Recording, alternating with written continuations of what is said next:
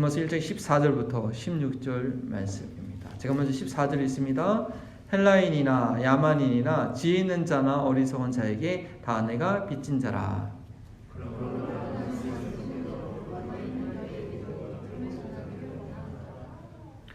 함께 읽겠습니다. 내가 복음을 부끄러워하지 아니하노니 이 복음은 모든 믿는 자에게 구원을 주시는 하나님의 능력이 됩니다. 먼저는 유대인이네요. 그리고 헬라인이로다. 아멘. 살아계신 하나님의 말씀입니다. 자리에 앉아 주시고요. 저희가 로마서 강의 네 번째 시간, 아직 저희가 서론에 있는데 오늘은 다시 한번 사도 바울에 관한 얘기를 좀 하겠습니다.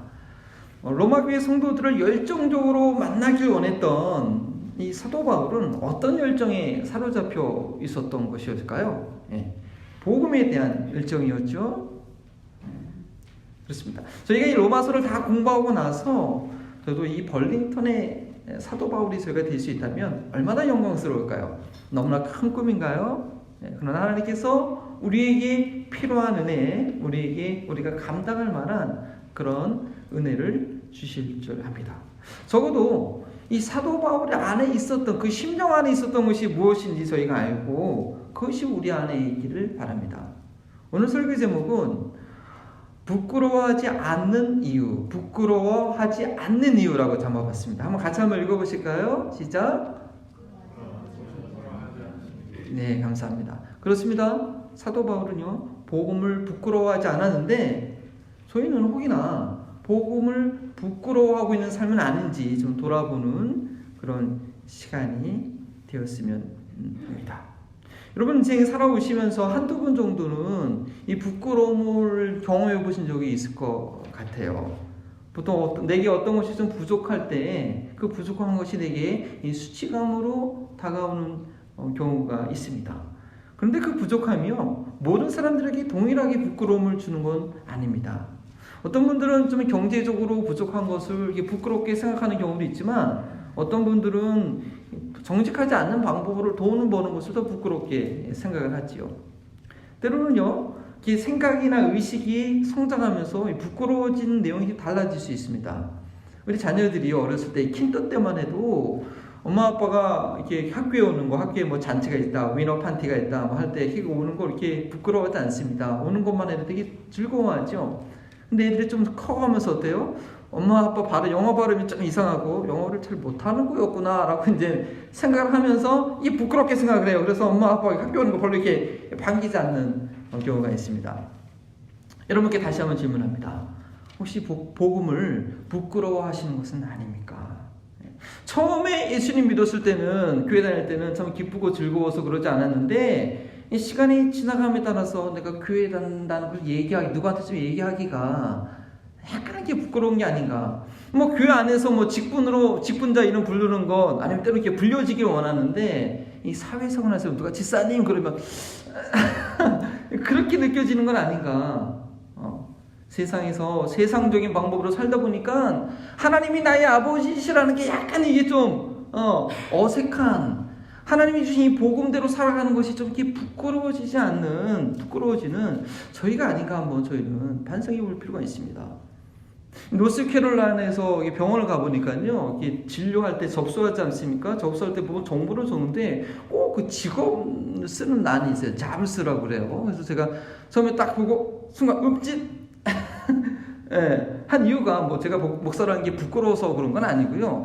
이 패스트라고 딱 쓰면 이걸 접수하는 사람이나 접수 받는 사람이나 간호사나 의사들이 내가 목사라는 걸 알 텐데 내가 내 이미지가 그들에게 어떻게 비춰질까 이게 순간 생각이 되면서 이게 잘 안 써지더라고요. 뭐 패스트라고 썼지만 근데 의외로 이분들이 믿는 사람들이 많아서 그런지 더 환영해주고 더 you pastor? 이렇게 물어보면서 더 친절하게 대해줘서 제가 다 그 다음부터는 뭐 자신감 있게 패스터라고 썼는데, 제가 처음부터 이 복음을 전하는 이 목사라는 것을 자랑스럽게 여기고, 또 더 중요한 것은요, 목사로서의 합당한 삶과 내가 인격이 있다라고 그런 이 자신감이 있었더라면 이게 주저하지 않고 썼을 것 같아요.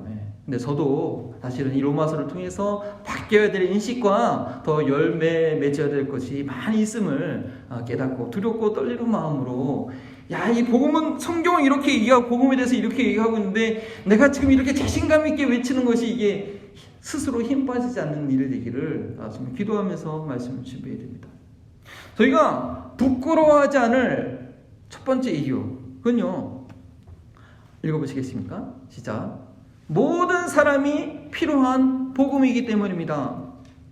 오늘 본문 말씀 1장 14절에 바울이 뭐라고 합니까? 내가 헬라인이나 야만인이나 지혜로운 자나 어리석은 자나 모두 빚진 자다라고 이렇게 고백하고 있습니다. 이게 무슨 말입니까? 헬라인, 그 지혜 있는 사람, 지식이 있는 사람만 이해할 수 있는 복음이 아니라 야만인, 바바란이라고 하죠. 로마 사람들이 아니면 다 야만인이었어요.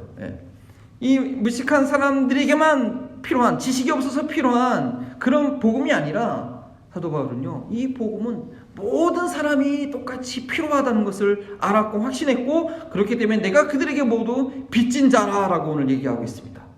복음의 빚진 자라는 거, 이게 무슨 뜻일까요? 내가 진리의 말씀을 듣고 하나님 은혜로 구원받았을 때 그 하나님의 놀라운 은혜에 대해서 내가 하나님께 어떻게 다시 갚을, 너무나 놀라운 은혜기 내가 갚을 능력이 없죠. 하나님께 갚지 못하지만 다른 사람들도 나처럼 복음을 듣고 구원의 선물을 받아야 되기 때문에 그들에게 있어서 빚을 졌다는 것입니다. 그런데 그 빚진 대상자가 뭐 지식이 있는 사람, 박사학위가 있는 사람, 아니면 뭐 이렇게 좀 가난한 사람, 이런 대상자가 아니라 구별이 없다는 것입니다. 지식이 있는 자나 없는 자나 모두 사도 바울에게는 빚진 자였습니다. 그래서 사도 바울은요, 내가 할 수만 있으면 너희에게로 가서 복음을 전하기 원한다라고 그렇게 얘기하고 있습니다. 당시 이 로마 사람들은요, 최고의 지성인이었습니다. 그래서 그 당시 이미 퍼블릭 라이브러리, 도시가 좋은 데는 도서관 시설이 잘 돼 있어요. 어떤 경우에는 도서관에 책이 없는 학교나 그런 시들이 있는데, 그 당시 이미 공중 도서관에 있었고요. 이 사람들은요, 기록에 보면 목욕탕에서도 책을 읽도록 그렇게 시스템이 갖춰져 있었다고 합니다. 그래서 아직 이 복음이요, 로마보다는 예루살렘을 중심으로 아시아에만 증거가 되어 있었기 때문에요, 이 로마인들이요, 이 복음에 대해서 이거는 무식한 야만인들이 그냥 맹신, 생각 없이 믿고 있는 그런 종교다라고 로마인들이 생각할 가능성이 많았다는 거죠. 그래서 바울은 이런 로마의 분위기를 이미 파악하고선 로마서를 이제 고린도에서 이제 쓰기 전에 에베소에 있을 때 고린도에 쓴 편지에 이렇게 얘기하고 있습니다. 고린도전서 1장 22절 23절이죠. 유대인은 표적을 구하고 헬라인은 지혜를 찾으나 우리는 십자가에 못 박힌 그리스도를 전하니 유대인에게는 꺾이는 것이요 이방인에게는 미련한 것이로되, 그럼에도 불구하고 10절에 그러므로 나는 할 수 있는 대로 로마에 있는 너에게도 복음 전하기를 원하노라, 우리 계속 봤던 말씀이죠. 근데 이것이 로마인은 불신자에게 복음을 전하는 것이 아니라 너희가 더 복음을 자세히 이해할 수 있도록 설명하기 원한다라는 것을 이미 제가 말씀드렸습니다. 이 로마의 교인들이요, 아무리 지식과 교양이 있더라도 그런 세상적인 지식과 지혜를 가지고 믿음의 비밀을 소유할 수는 없었던 것이었습니다. 그래서 좀 긴 말씀이 한데요, 고린도전서 2장 5절에서 7절까지의 말씀 보면요, 너희 믿음이 사람의 지혜에 있지 아니하고 다만 하나님의 능력에 있게 하려 하였노라. 그러나 우리가 온전한 자들 중에서 지혜를 말하노니 이는 이 세상의 지혜가 아니요 또 이 세상에서 없어질 통치자들의 지혜도 아니요 오직 은밀한 가운데 있는 하나님의 지혜를 말하는 것으로서 곧 감추었던 것인데 하나님이 우리의 영광을 위하여 만세전에 미리 예비한 것이라. 이단에 빠진 사람들을 보면요, 그들의 전문 지식이나 상식이 상관이 없어요. 대학 교수님들도요, 지식이 많은 사람들도 한번 이단 사상에 빠지면 가정도 팽개치고 사회생활도 팽개치고 정상들이 그냥 자기들끼리 그 집단에 고립된 생활을 하게 된 것을 보게 됩니다. 왜냐하면 믿음이라는 것은요, 지식 이전에 영적인 그런 문제이기 때문입니다. 미혹의 영이 사로잡히면요, 분별력을 잊어버리고 멸망의 길로 가게 됩니다. 지식 있는 사람들에게 복음이 더 필요합니다. 그들이 아무리 지식을 쌓아도 내가 갖고 있는 지식으로 해결되지 않는 사회 문제와 또 자신의 그 심령의 공고함을 느낄 때 회의를 느끼면서 다른 이렇게 신비한 거 영적인 것을 찾다가 잘못된 이 미혹의 영에 빠지는, 미혹된 길로 빠지는 것이죠. 그들이 거짓된 영에 사로잡히지 않도록 우리가 지식인들에게 더 그들의 영혼에 복음의 빛을 비추어 줘야 됩니다. 근데 지식이 없는 사람들도 마찬가지입니다. 예수님께서 이 하나님 나라를 가르치실 때요, 비유가 아니면 얘기 안 하셨는데, 그 비유는요, 그 당시에 사람들이 살던 그 삶에서 경험되는 것을 얘기하시면서 하나님 나라의 진리를 깨닫게 하셨어요. 이 산성수훈의 내용들 매주 주일마다 저희가 읽어보십시오. 애매한 내용 하나도 없어요. 누가 알든지 초등학생들이, 저도 이제 초등학교 때 그 산성수훈 내용을 보면서 은혜 받았거든요. 초등학생들이 읽더라도, 지식이 있는 사람들이 읽더라도 자기 수준에 맞춰서 깨닫게 해주는 그 묘모가 있는 게 산성수훈의 말씀입니다. 그리고 적용점도 분명하고요. 이 복음은요, 지식이 있으나 지식이 없으나 어떤 특정한 사람만 믿을 수 있고 믿어야 하는 내용이 아니라는 것입니다. 복음은요, 지식인들에게는 무식한 소리요, 지식이 없는 사람들을 이해하지 못할 그런 형이사학적 그런 내용이 아니라는 거예요. 이 복음은 들었을 때 마음으로 믿고 입으로 고백해서 구원에 이르게 하는 놀라운 능력이 되는 그런 가장 좋은 소식입니다. CCC 대학 선교회에서 전도훈련 혹시 받아보신, 사형리로 전도훈련 받아보신 분 계십니까? 아니면 그 사형리 내용 한번 읽어보신 분 계세요? 이 손바닥만한 크기의 소책자인데 한 15분이면 그 내용 다 이제 읽게 됩니다. CCC에서 요 사형리를 가지고 전도할 때 매번 하는 얘기가 있어요. 어떤 간증이 있는데, 어떤 초등학생이 이 사형리 전도훈련을 받았어요. 그래서 이 초등학생들이 초등학교 한 3학년? 저학년인 것 같아요. 가장 복음을 전하고 싶은 사람이 그 학교에 인자한 교장 선생님이었어요. 그래서 이제 그 어린 학생이 교장 선생님한테 가서, 선생님, 제가 선생님께, 교장 선생님께 꼭 하고 싶은 얘기가 있다고 15분만 달라고 그렇게 얘기합니다. 그러니까 이 나이가 지긋드신 교장 선생님이, 아유, 자기 학교의 어린 학생이 자기한테 할 말이 있다고 시간을 내달라니까 귀여운 마음으로 15분 동안 시간을 내줬어요. 그래서 이 초등학생이 그 사연 있는 내용 그대로 이렇게 또박또박 있습니다. 그런데 어떤 일이 생깁니까? 15분 동안 다 그 일을 듣는 순간, 그 마지막 순간에 교장 선생님이 눈물을 머금고 영접 기도까지 따라했더라. 그런 얘기가 있는 것입니다. 그래서 이 사연이로 전도훈련할 때 이것을 읽어줄 때 누구를 만나든지 두려워하지 말고 부끄러워하지 말고 성령에 의지해서 담대하게 이 내용을 읽어주라고 그렇게 훈련을 합니다. 그렇습니다. 이 복음은요, 지식이 미천한 이 초등학생이 노벨상을 받은 박사들에게 전한다 할지라도 그 내용은 전달이 되고 구원을 얻을 만한 그런 믿음을 갖게 해주는 것입니다. 왜냐하면 하나님의 형상대로 지음받은 영혼에게 가장 필요한 것은, 가장 여러분 생활할 때 누구든지 다 필요한 거 하나 있잖아요. 이거 전해지면 다 갖기 원하는 거. 근데 하나님의 형상대로 지음받은 모든 인간들에게 필요한 것이 바로 복음이기 때문입니다. 저희 목욕실에 화분이 하나가 있습니다. 근데 제가 가끔가다 물을 정기적으로 줘야 되는데 잊어버려요. 그러면 물이 없으면 이렇게 푹 꺼져 있어요.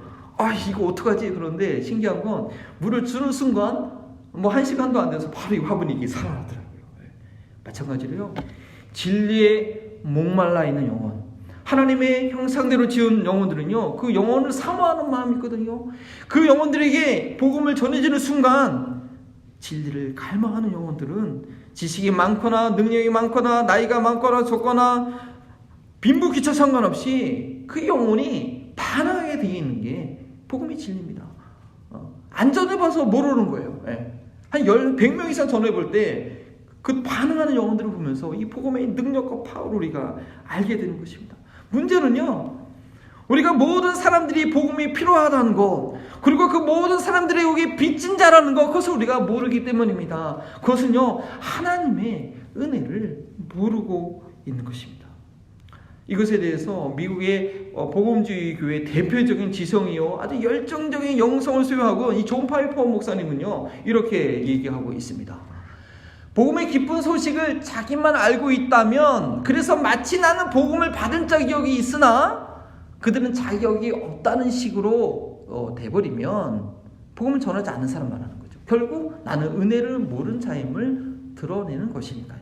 나는 자격이 있지만 다른 사람들은 자격이 없다는 듯이 은혜를 전하지 않는다면 나는 세상을 향한 채무를 불이해한 셈이 되고 사실상 은혜가 무엇인지 모르는 사람이 되고 맙니다. 라고 이 빚진 자에 대해서 아주 통찰력 있게 설교하셨습니다. 나뿐만 아니라 내 앞에 있는 그도 하나님의 은혜를 받을 자격이 있고 은혜가 필요한 사람이라고 해서 믿는다면 그 누가 내 앞에 있더라도 그가 복음을 모르는 사람이라면 부끄러워하지 않고 전하게 되어 있습니다. 내 앞에 이 병으로 죽어가는 사람이 있다고 생각해 봅시다.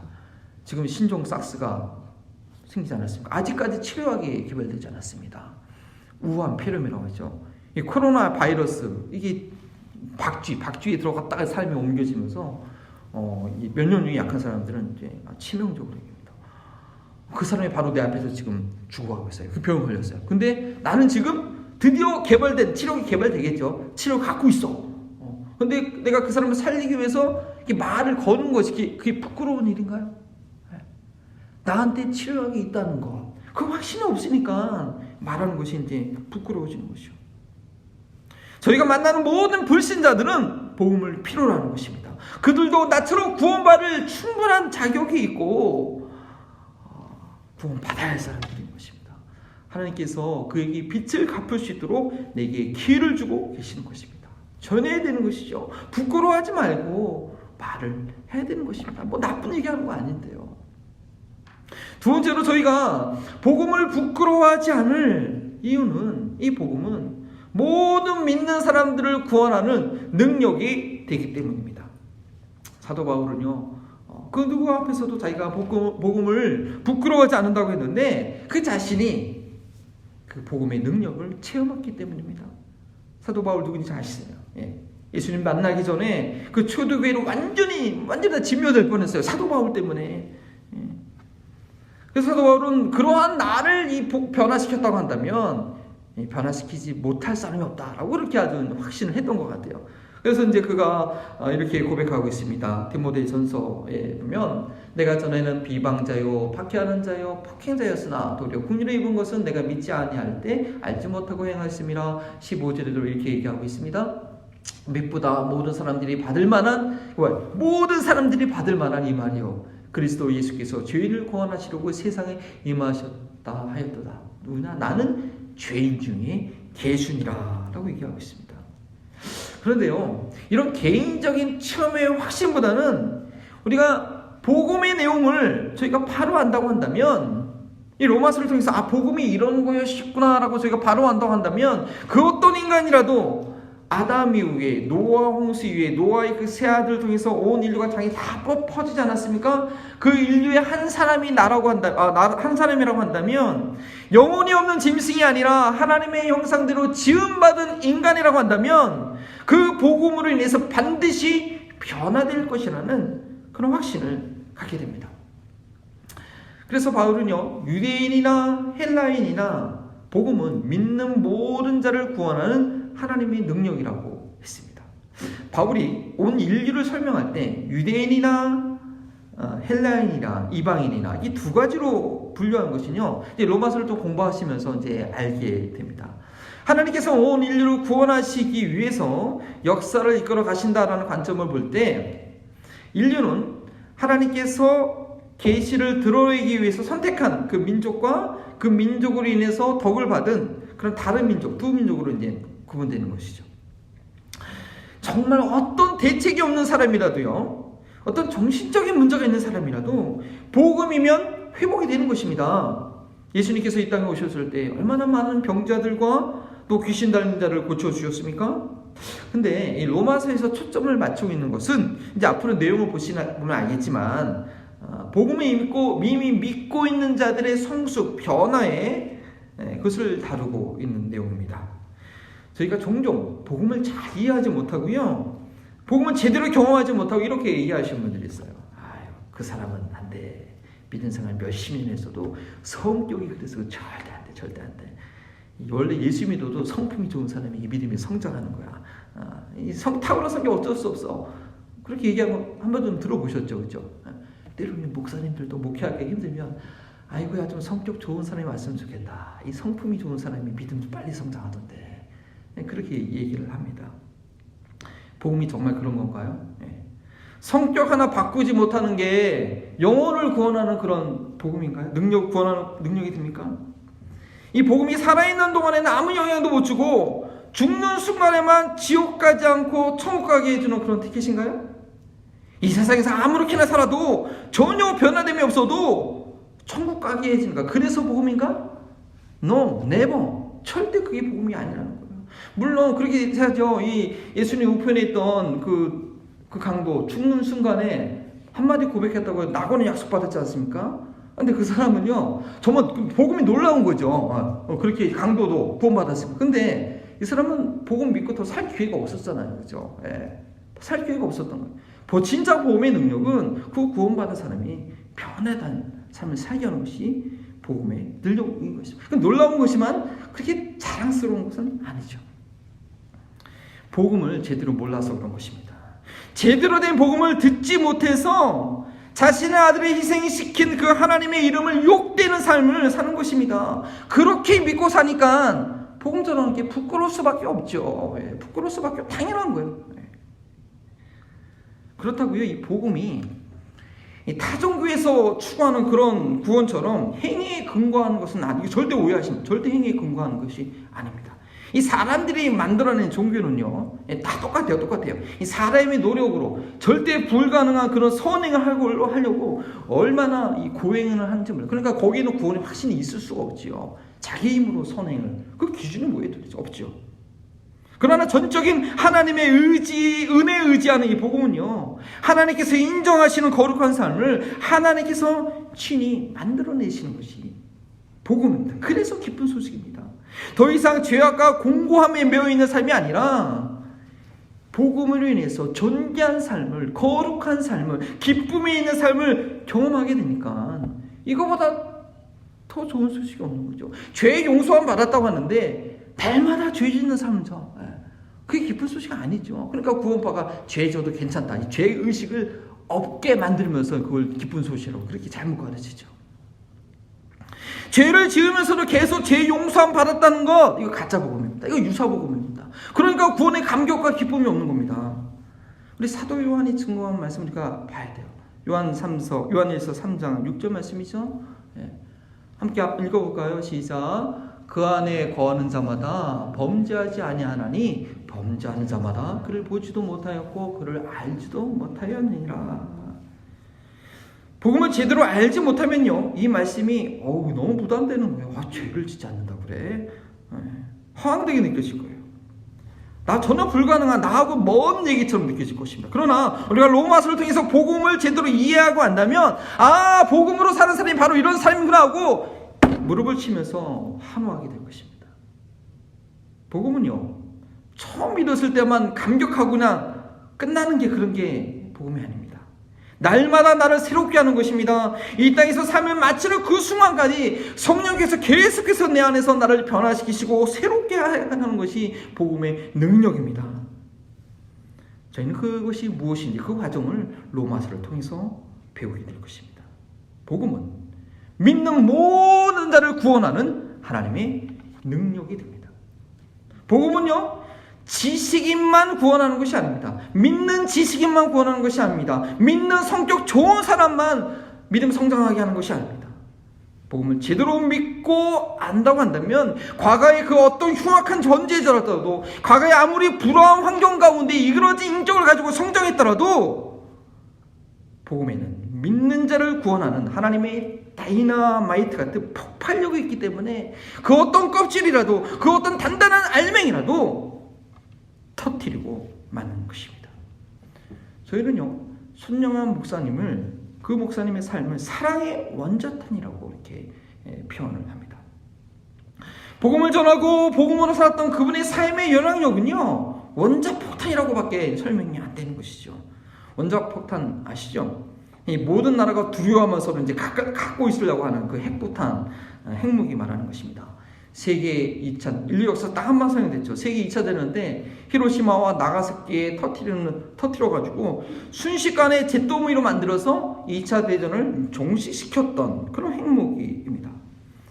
손요한 목사님께서 자신이 두 아들을 죽인 그 공산당원을 위해서 구매운동을 했을 뿐 아니라 그들 양자로 삼은 그 사랑은요, 모든 원망과 분노와 그 미움을 한순간에 종식시켰습니다. 이것이 복음을 제대로 알고 믿고 사는 사람에게 나타나는 하나님의 구원의 능력이라고 하는 것입니다. 근데 저희가 이 손양원 목사님 같은 분이 이 한국교회에 계셨다는 것 참으로 소중한 믿음의 유산입니다. 그런데 저희가 용서와 사랑에 대해서 얘기할 때 떠오르는 사람이 아직까지도 저분 한 분밖에 없다고 한다면 이거 참으로 좀 안타까운 일입니다. 물론 계실 것입니다. 드러나지 않게 오른손이 하는 일을 왼손이 모르게 하는 분들이 많이 계시겠죠. 최근에는 책도 나오지 않습니까? 그 청년 바보 의사 안수연 씨, 그런 분들이 바로 복음을 제대로 알고 복음으로 살아가는 이들이 많이 분명히 있을 것입니다. 왜냐하면 복음은 믿는 모든 이들을 구원하는 하나님의 능력이니까요. 복음 믿어봤자 별거 아니네, 그렇게 얘기하지 마십시오. 아니, 우리가 복음이 별거 아닌 것처럼 믿는 저희들이 되지 않기를 바랍니다. 우리의 삶을 보고 정말 복음은 믿는 모든 자를 구원하는 하나님의 능력이구나라는 것이 나타나기를 원합니다. 우리가 로마서를 통해서 다시 한번 복음 앞에 제대로 선다면 믿음과 삶은 별개라는 그런 이단 사상에서 벗어나게 될 것입니다.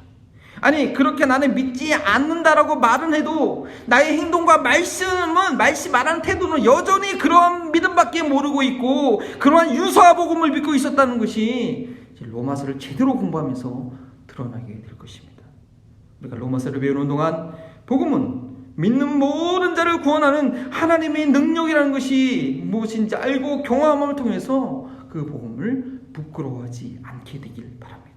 누구 앞에서라도 나를 변화시키는, 지금도 나를 변화시킬 수 있는 그 복음을 자랑할 수 있는 삶이 될 수 있길 바랍니다. 제가 처음에요, 그 직업란에 목사라는 것을 쓰는 것을 움찔했던 것처럼 그런 자신 없는 삶이 아니라 날마다 나를 바꾸시고 변화시키시는 하나님의 능력에 감격할 수 있는 저희 교회가 되었으면 좋겠습니다. 이 십자가 로고가 있는 한마음 벌리통교회 차량 스티커, 이것이 빛날 수 있었으면 좋겠습니다. 벌링턴에 저렇게 나이스하게 양보 운전하는 사람이 있구나, 그런 것이 그래서 감동을 주는 저희가 되었으면 좋겠습니다. 말씀을 마무리합니다. 복음 자랑스러워하십니까? 부끄러워하십니까? 저희는요, 복음을 부끄러워하지 않을 그런 분명한 이유가 있습니다. 이 복음은 모든 영혼, 하나님의 형상대로 지은 모든 영혼들에게 필요한 것입니다. 그가 지식이 많던 없던, 부자던 가난하던, 존귀한 자던 비천한 자던 모두가 복음을 필요로 합니다. 저렇게 잘 나가고 있는 사람이, 저렇게 편안해 보이고 아무 염려가 없어 보이는 저 사람도 복음이 필요할까라고 내가 생각하고 그 앞에서 말 꺼내기를 부끄러워한다면 그는 오직 예수 그리스도 외에는 하나님 앞에 나아갈 길이 없다는 그 복음의 내용을 모르는 사람이고 사실 그는 천국과 지옥을 믿지 않는 사람입니다. 복음을 자랑스러워하십니까? 부끄러워하십니까? 저희는요, 복음을 부끄러워하지 않는 분명한 이유가 있습니다. 왜냐? 이 복음은 그 어떤 사람이라도 예수 그리스도의 사람으로 바꿉니다. 예수 그리스도를 닮은 그런 놀라운 역사가 날마다 우리 가운데 진행되고 있는 것입니다. 그러니까 날마다 변화를 경험함으로 복음을 부끄러워하지 않는 그런 것이 아니라고 한다면 나는 아직 제대로 된 복음을 모르고 있는 것입니다. 나중에 하나님 나라에 가서 부끄러워할 수밖에 없는 복음만 알고 있는 것입니다. 복음을 부끄러워하지 않기 원하십니까? 우리가 진행하고 있는 로마서 성경 공부에 정성을 다해서 기도하신 마음으로 참여하시기 원합니다. 주일 로마서 이 강의 설교를 위해서 저를 위해서 기도해 주십시오. 이 다음 주에는 로마서 1장 17절, 마틴 루터가 종교 개혁을 일으켰던 이 로마서 1장 17절에 대해서 복음의 본질이 무엇인지 설명하고 로마서 서론을 마무리하게 됩니다. 우리 다 함께 우리 마음의 손을 주 앞에 올려드리면서 우리 함께 주 앞에 응답 찬양 드리기 원합니다. 나자렛처럼 밤에 달처럼 그렇게 살 수 없을까?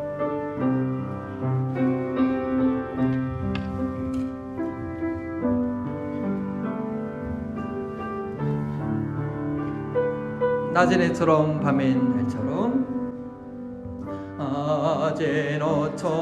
아제너처럼 밤의 달처럼 그렇게 살 순 없을까? 욕심도 없이 얻은 세상 비추어 온전히 나무 위에 살듯이 나의 일생에 꿈이 있다면 이 땅에 비가 속인데요.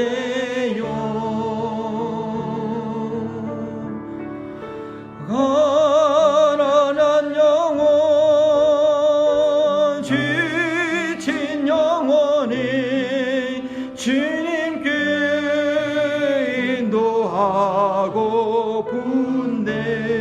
인도하고픈데 나의 욕심이 나의 못난 자가 나의 욕심이 나의 못난 자가 언제나 커다란 진대요 나를 질러 마음을 공곡케 하니 나를 짓눌러 마음을 공곡케 하니 예수여 나를 도와소서 예수여 나를 도와주소서 예수님처럼 바울처럼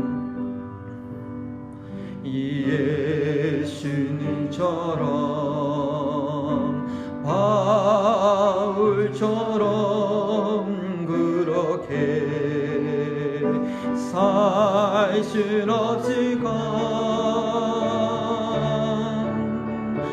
남을 위하여 당신들의 온몸을 온전히 버리셨던 것처럼 주의 사랑을 베푸는 사랑 주의 사랑이